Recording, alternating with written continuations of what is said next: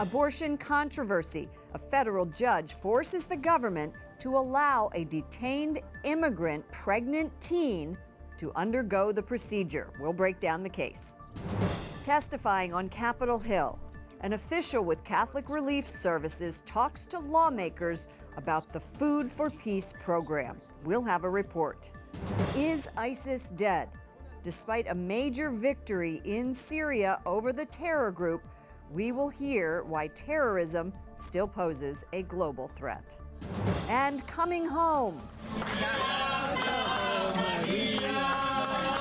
An Italian priest arrives in Florence after surviving a kidnapping in Nigeria. On EWTN News Nightly for Thursday, October 19th, 2017.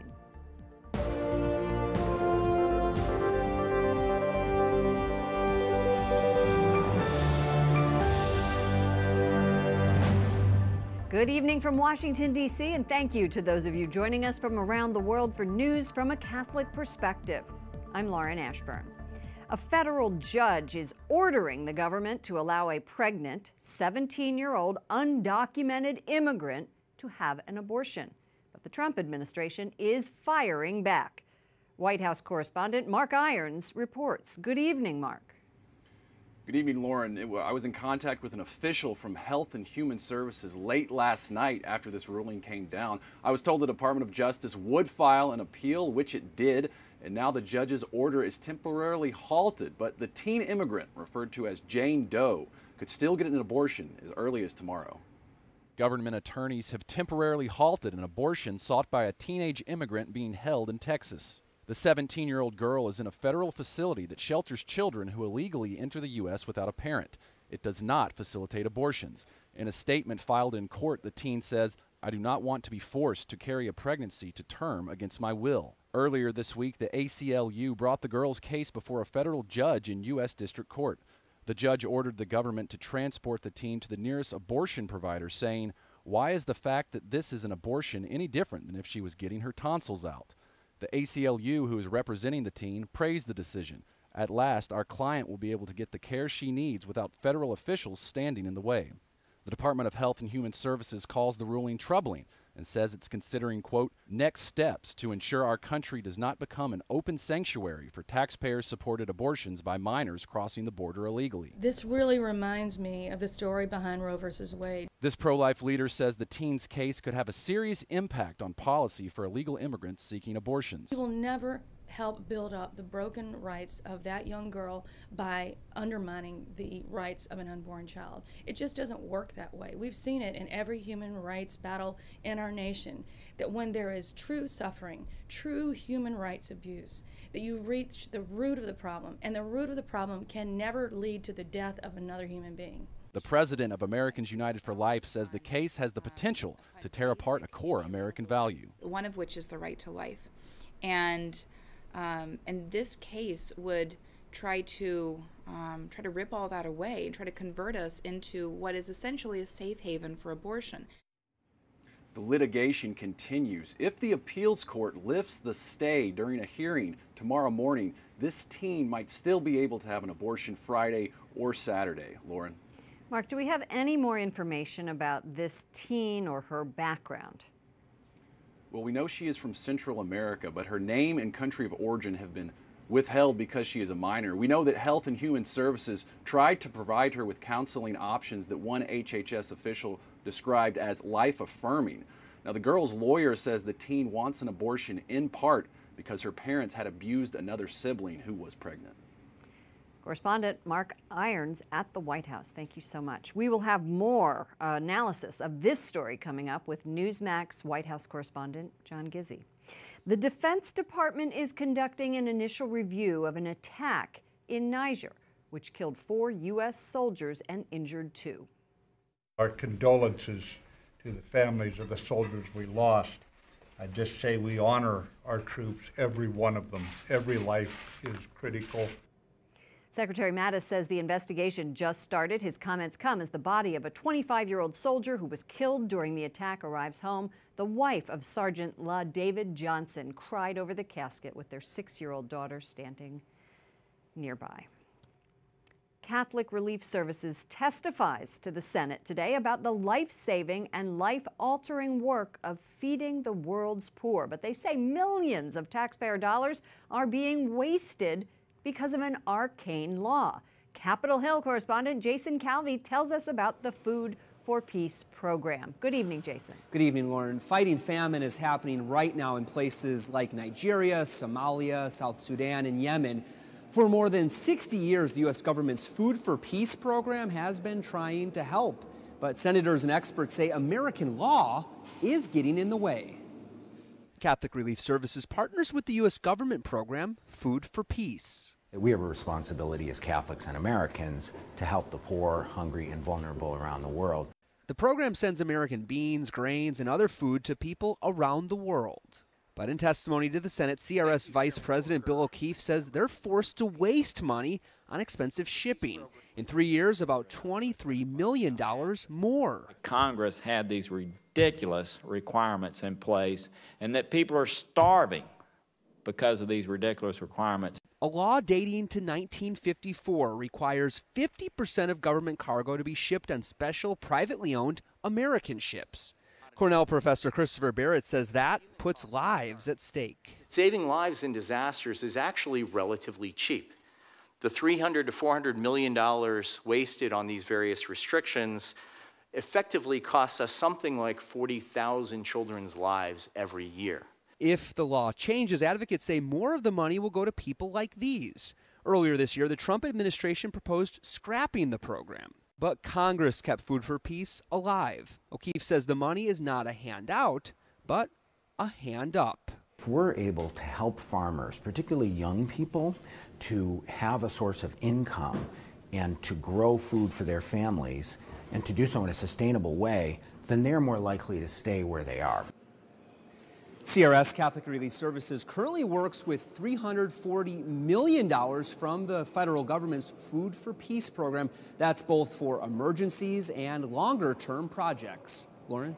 Jason, are lawmakers open to changing this law to make these food shipments cheaper?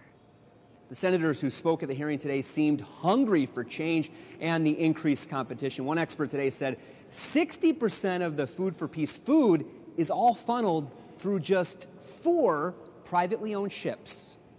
Capitol Hill correspondent Jason Calvi, thank you. The Taliban kills at least 58 Afghan security forces in a wave of attacks across the country. Officials say the attacks nearly wiped out an army camp in the southern Kandahar province. 10 members of the Taliban were killed. Syria is also fighting to drive terrorists out of its country. Fighters have pushed most ISIS militants from its self-proclaimed headquarters in the city of Raqqa. But the commanders on the ground say ISIS and its ideology still pose a major global threat. Correspondent Wyatt Goolsby reports from the State Department. Good evening, Wyatt.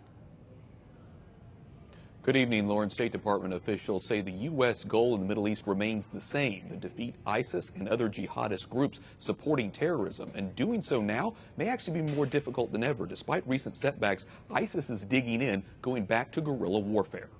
The U.S.-backed Syrian Democratic Forces plant a flag at the center of Raqqa's sports stadium. It's a symbol that ISIS rule is over here. But experts say the future of the Middle East could be just as violent. Claire Lopez, a former CIA operative, says the downfall of ISIS could lead to more fighting between the 2 largest factions in Islam, the Sunnis and the Shiites. Something Sunni will take its place. It may not have the same names, it'll change names, but something Sunni will arise because the essential balance, rough though it may have been, between Sunni and Shiite has been disrupted. The U.S. military estimates around 6,500 ISIS fighters are still in Syria and Iraq. Lopez says their ability to inspire terrorism is still a threat to Western nations. In Iraq, nearly 1,000 suspected Islamic State soldiers surrendered to Kurdish militia after losing control of their stronghold. Coalition forces hope those kind of fighters will be able to provide valuable information. Back in Raqqa, the work is on to clear hundreds of bombs throughout the city. This week, I asked coalition spokesman Colonel Ryan Dillon about restoring order in the former ISIS capital. The Syrian Democratic Forces are going to be working to clear those booby traps, the IEDs. So then essentially, do they stay in the city for the long haul in terms of policing the city? They do not. The Raqqa Internal Security Force, and that is right now made up of about 1,600 local recruits, and they have been trained by coalition forces and are the ones who are going to remain in the city and provide the security afterwards. And those security forces will have a tough time ahead. There is a humanitarian crisis in and around Raqqa. Save the Children, an aid agency, says children from that city have been found hungry, exhausted, and traumatized. The city suffered devastating damage, as you saw in some of those pictures, with most of its buildings either leveled or in ruins. One report claims that 1,000 civilians died in battles since June. Wyatt, we know Christian and other religious minorities continue to suffer in Iraq and Syria. Is there any progress in getting U.S. aid to them? Well, Lauren, we've learned that 4 House members, 3 Republicans and 1 Democrat, are pressing the top official at the USAID to bypass the United Nations, who usually does this, and give funds directly to organizations like Catholic Charities who are helping on the ground. So those lawmakers say Christians and other religious minorities like Yazidis are on the verge of extinction in northern Iraq after they've been targeted for so many years, as you know, by ISIS. Lauren. Correspondent Wyatt Goolsbee reporting from the State Department. Thank you, Wyatt. El gobierno de España ha constatado esta mañana the Spanish government is set to take control of Catalonia. It comes after the region's leader warned that Catalan lawmakers are prepared to break from Spain. The Catalan government says that 90% of those who voted in this month's referendum supported independence. The Italian priest kidnapped last week by gunmen in Nigeria receives a joyous welcome in Florence.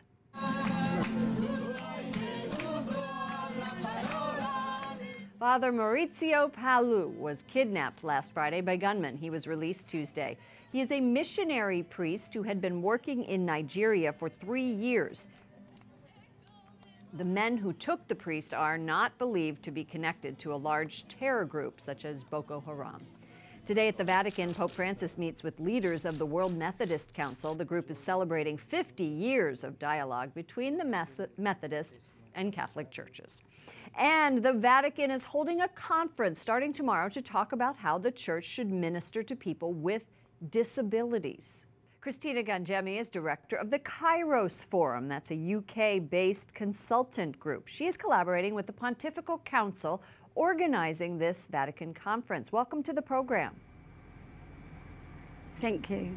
It's lovely to be here. Oh, good. We're happy to have you. In a society that is so focused on perfection, why are people with disabilities more important than ever now?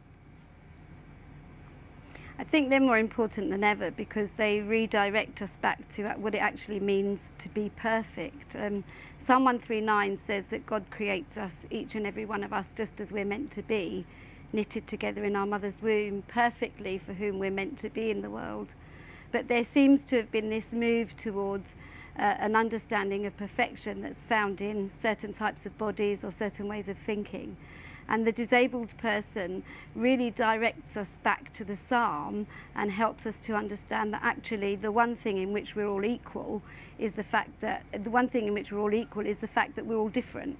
And so therefore their experience and their bodies and the way they live and the way they survive in the world means that we just understand a little bit more. Christina, as a theologian, how do you interpret Pope Francis's call to love and mercy when it comes to people with disabilities? Well, I think that the call of the person with a disability is to love, and that is recognize me for who I am, love me as I'm a neighbour, and as you love yourself. So rather than choosing who we love and who we don't, who we include and who we exclude, I think the place of the disabled person is really about recognising that each and every one of us must love each other in a way that's normal.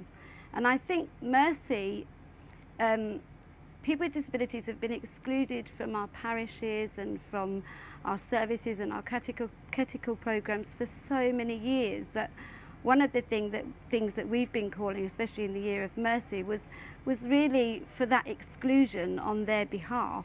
What exactly, Christina, can the Catholic Church do? The Catholic Church can make catechizing and echoing the faith down to people with disabilities part of its everyday activity. It can ensure that catechists all over the world know exactly how to catechize people of all abilities, no matter how they work, no matter how they learn.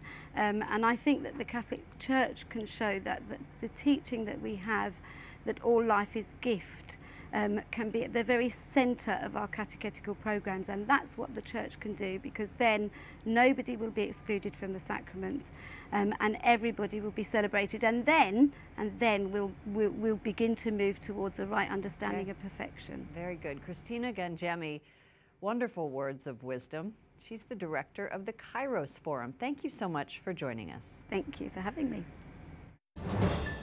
Coming up, a member of the White House press corps joins us to talk about key pro-life issues.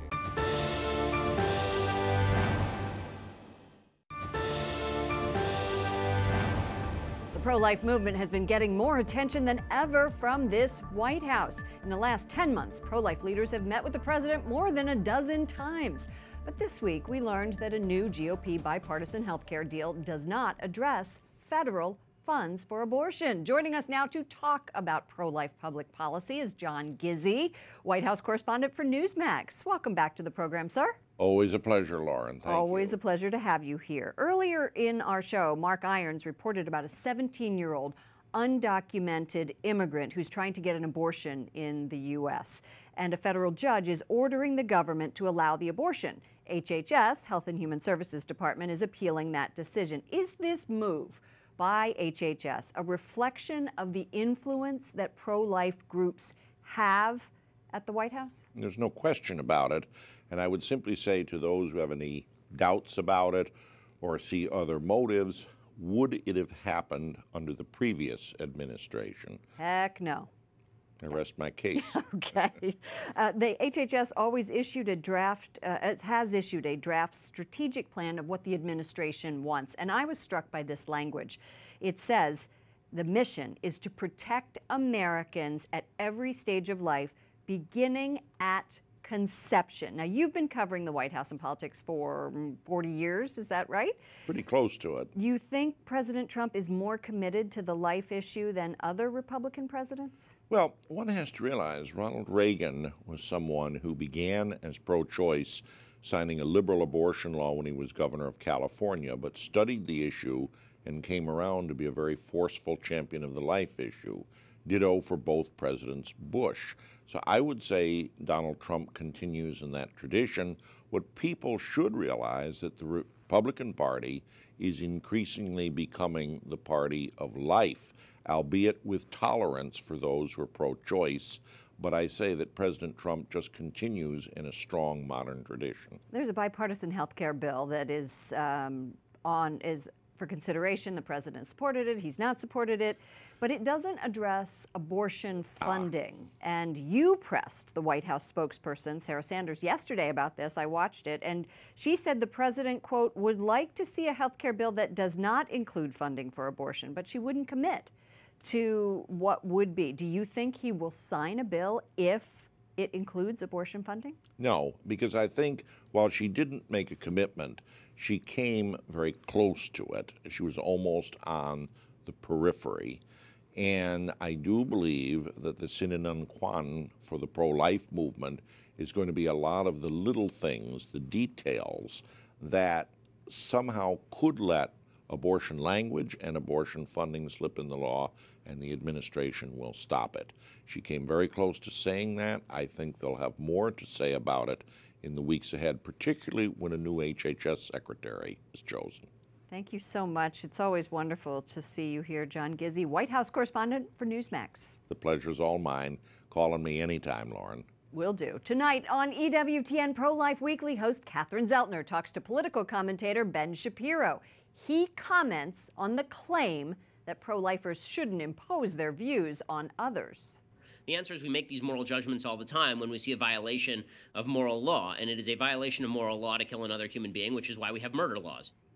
You can see more of Catherine's interview with Ben Shapiro tonight at 10 p.m. Eastern on EWTN. Pro-Life Weekly re-airs Sunday morning at 10.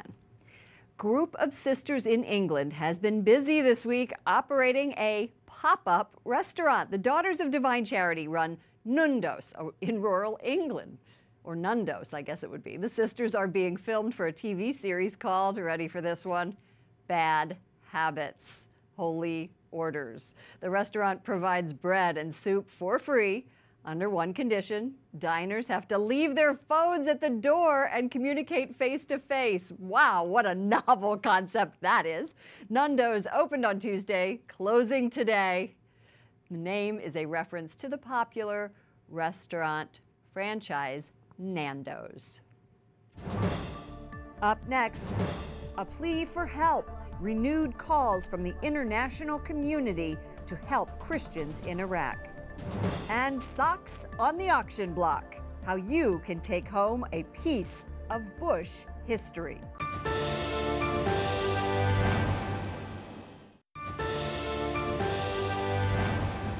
We remember St. Paul of the Cross on his feast day today. Born in modern-day Italy in the 17th century, Paul is the founder of the Passionists. He became a saint in 1867. Cardinal Ricardo Vidal of the Philippines, who died earlier this week, is being remembered for his compassion. Cardinal Vidal is the epitome of servant leadership. He intervened during critical moments of the church history and the national history. He really loved the priests and guided them as a pastor. He was also a dear friend of EWTN. His funeral mass took place this evening in Cebu City. 4 members of Congress are asking the U.S. Agency for International Development to stop funding UN projects helping Christians in Iraq.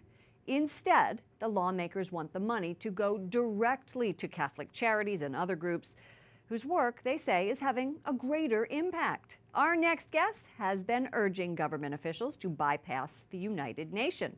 Joseph Kasab is founder and president of the Iraqi Christians Advocacy and Empowerment Institute. Welcome to the program. Well, thank you for having me. Why would you ask the United Nations not to provide funding? Well, there is a lot behind all of this. The U.S. aid have been funded before to fund the minorities in Iraq, but unfortunately the money was directed in different direction. So they don't get it? They don't get it, and if they get any, they get very little of it. So we are very much, concerned about this particular policy, and we want the U.S. aid, if they are going to fund the minorities, that the whole appropriated money should go straight to the minority communities like the Christians. And what's the likelihood of something like that happening? Well, it can happen, and it has happened before. So we want to avoid that from happening again, especially now the Christians in Iraq are in a very dire need for all the support they can get. And there is no better than the support coming from the United States. And after all, we as Americans, this is our American tax dollars, and therefore should go to the right people. The Christian population in Iraq has been destroyed in the 21st century, from around 1.5 million Christians to anywhere between 150,000, 200,000 today. You are in regular contact with people on the ground there. How do they need to be empowered? Well, we are in the business of empowerment. My organization is basically for advocacy and people empowerment. In order to be empowered, they need to have the support of the governments, and especially by their local governments and the central government of Iraq, beside the government of Kurdistan, because we live in both areas. Our people does, of course. And in order to empower them, we have really to ensure their rights in the Iraqi constitution.